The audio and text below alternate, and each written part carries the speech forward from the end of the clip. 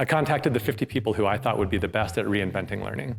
Experts from all over the world, experts from different institutions, teachers, university professors, leaders in business, all focused on reinventing learning and all practicing it. So theory and practice together, praxis. And we're here to show each other what we know, learn about each other, and work together. We didn't try to create a conference, but instead we looked at how network theory works, and we thought, what if we apply that to scenes?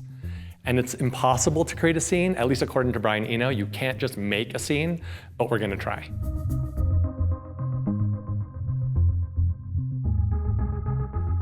Like reinventing learning as a framing is a little bit funny because learning is something that has always happened and will always happen and will always be happening all around us. That is not a small question, that is a big question. Recently, actually, I've been thinking about what does it mean to like reclaim and revalue? I think if we were ever to arrive at some like utopian educational system, I think it would only be utopian for maybe 1 year before it became outdated. Again, what are those dominant narratives of what counts as learning? What's valuable? Does it have to be in a classroom where someone's lecturing, or can it be in these other environments that create this larger learning ecosystem where you have all these different factors and environments working together that shapes how you experience and know things that then help you know your place in the world and how to interact and improve it? When we look at the history of how people have learned, particularly how people have learned in formal environments, it hasn't changed since like the year 1900.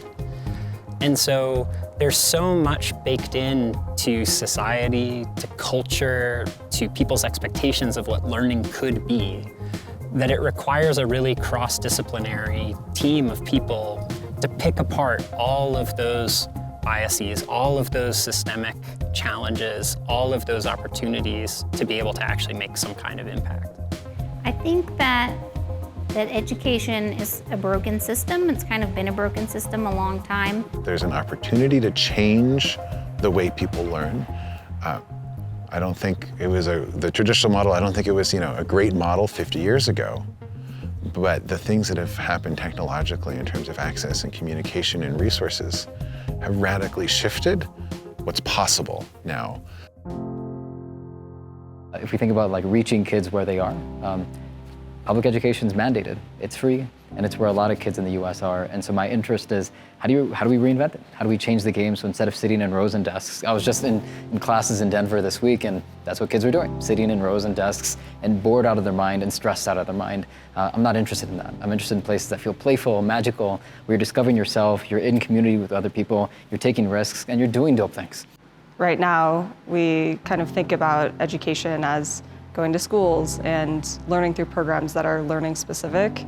Whereas if we think about how people are being impacted through like social media and even like infrastructure, city infrastructure, all of these other pieces, then we miss out on the things that are really shaping us in some fundamental ways. Well, first I would say that I'm not a big fan of education as a word. As leading someone somewhere, I'm more inclined to think that people should build their own path, not be being led by some educator. Instead of creating a network of centers to reinvent education, maybe to think about a network of peripheries that could be connected to them and radically being able to invite everyone at this table to think about this future. I think it's important to acknowledge there's not one right way to do anything, that there are many ways to learn, and there are many ways to school. And that's the beauty of it, but it's also the messiness of it, because everything's going to be different, and we can't just come up with one solution. We have to be looking at many different ways of doing things, which is messy and complicated, and we have to be comfortable with that. We also have to empower educators to be able to take some risk and to help their learners as individuals. A world where everyone has the same exact experiences is very boring and very sad to me. So my big thing about learning that I wanted to share and play with here was like how to explore failing forward and learning how to struggle through problems together with people, not being afraid of like trying something. It seems like one of the big things that we share when it comes to learning how to learn is like having a sense of playfulness and openness. And that's what was expecting and very much have been experiencing here. So I'm showing how I learn, and that's something that I also want to be in Reinvent learning, because the future will move so much faster that we're going to have to learn together with the students. So what I'm teaching is how to learn something new rather than this or that subject. And I think that the future of learning to me is really about that, is like bringing it more to the individual and versus seeing sort of like, it's not about the school, it's about the learner. And it doesn't even matter if there's a school if the learner can actually progress more effectively.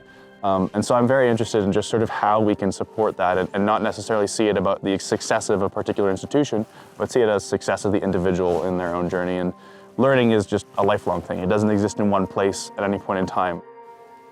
I think there's no place to get to. I think our way of thinking about learning as a world has to evolve. And we need space for creative exploration that's safe, support to create new experiences and try them with people. And that's how I think reinventing happens. I think a positive outcome would be that the way we think about learning completely changes so that it's not so much based, it's really more based on your interests and actually what you want to learn and where you want that to take you in life versus being assessed and being categorized and being placed. The world really is on a moment where the best thing we can do is learn our way out of the jams we're in. And I do think some things in our world are getting better, and we're also facing incredible, unprecedented challenges across the globe in so many complex ways. And really, the human capacity to learn is probably the only way to navigate those problems. To me, reinventing learning is about taking the boxes that we put ourselves in.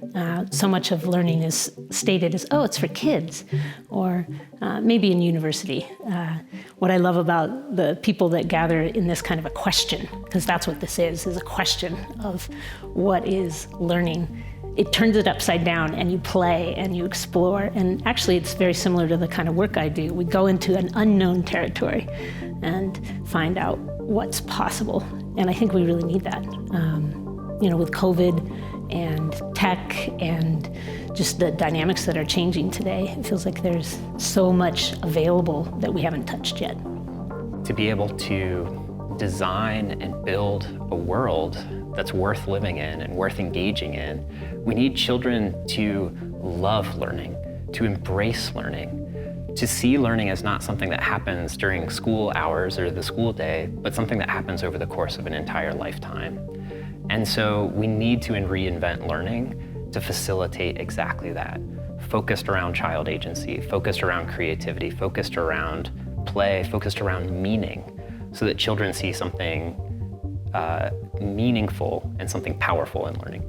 Everybody brought a different perspective on learning, and when you light up learning from so many different sides, you can see the whole thing at once, and you can walk around it and touch it and feel like you get a better idea of how we can move forward with it. From here, we start engaging big companies, big governments, each other, and we attack from the top down and the bottom up, and we put out videos and ideas and comic books and music and songs, and we put out new types of curriculum that don't look like curriculum. We act like facilitators instead of like tutors, and we start producing things until things stick, until we find something that's worth building on top of.